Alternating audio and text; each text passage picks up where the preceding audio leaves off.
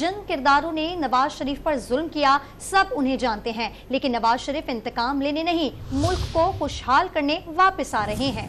नून league के सदर शहबाज शरीफ का लाहौर में कारकुनों से खिताब। दावा किया कि अवाम कायद नून लीग के साथ हैं, वो मुल्की तरक्की का सफर दोबारा शुरू करेंगे। कहा नवाज शरीफ ने एटमी धमाके किए लेकिन झुका नहीं।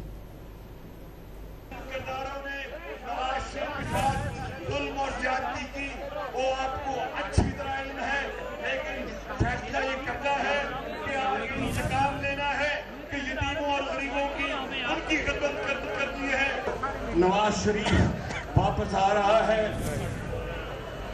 इंतकाम लेने के लिए नहीं बल्कि पाकिस्तान के लिए, इस मुल्क को दोबारा खुशहाल करने के लिए।